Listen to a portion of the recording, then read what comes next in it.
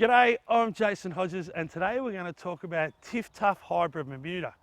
Now Australia can be a pretty harsh environment, hot, dry summers and yes, droughts. And to keep your lawn looking good, you've got to put water on it and then there's the bill that comes with it. Now with that challenge in mind, the leading turf scientists from around the world have come up with TifTuf. The result is the best drought tolerant grass we've ever seen in Australia. And it's the first turf grass to ever receive the Smart Approved watermark, not just here in Australia, but right across the world. TifTuf, the name says it all, it is tough. And the best thing about it, it's got a super fine leaf blade to it and it's really dense. So it's perfect for so many applications and different uses. Its density enables it to handle high wear situations like backyards and sporting fields. And its fine blade ensures that it's a very soft lawn to walk on. I'm no foot model, but if I knew we were getting this shot, could have at least put fake tan on. Shade. TifTuf requires a little bit of sun. It's probably a medium on the scale of how much shade it can handle.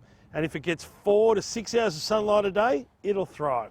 Drought tolerance. TifTuf is a grass that's been bred to stand up to drought conditions and save you water.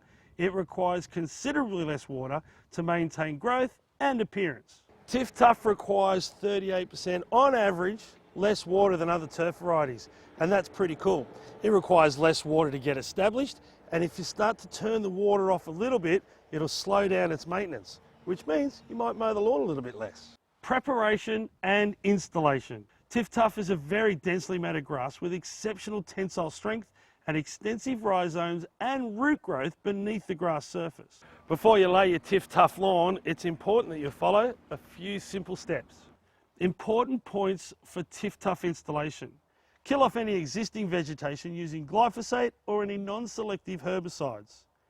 Install the grass as soon as possible after delivery.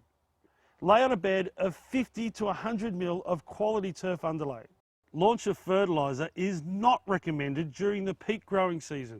Roll to compact new turf to improve contact with the soil. Soak the newly laid turf thoroughly for the first 10 to 14 days after installation or until it's fully established. Reduce irrigation once established and water only when the grass appears to be dry. Mow the lawn as soon as the grass is bedded in. That means it's started to grow roots. Now this could happen as soon as 3 to 5 days after installation.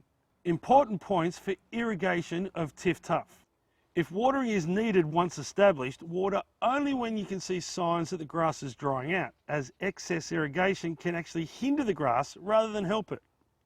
Do not overwater in the cooler months. If irrigation is needed, water deeply and soak that top 100 mil of soil. Water in the early morning for improved efficiency and plant health. Fertiliser requirements.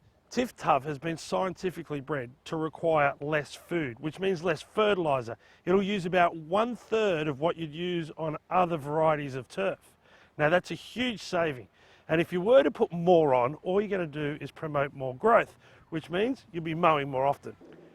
TifTuf's been bred to mow at lots of different heights. Now with the sporting field market in mind, it can be as low as 5 millimetres. And in the backyard, you can go as high as 36, which is just over an inch.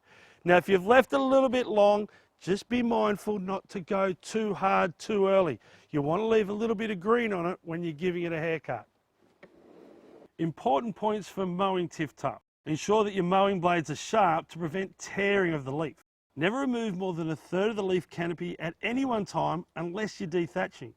Mowing frequency can be greatly reduced if you control your irrigation and your fertiliser input. TifTuf can be kept between 5 mil and 36 mil for home lawns, but anything below about 25 mil is recommended for best appearance. If excess scalping is occurring, increase your mower height and allow the leaf to grow to your desired level. If needed, dethatch in early spring for best results. So if you're looking for a drought-tolerant, tough lawn that's perfect for a high-traffic area like a backyard, TifTuf Hybrid Bermuda is perfect.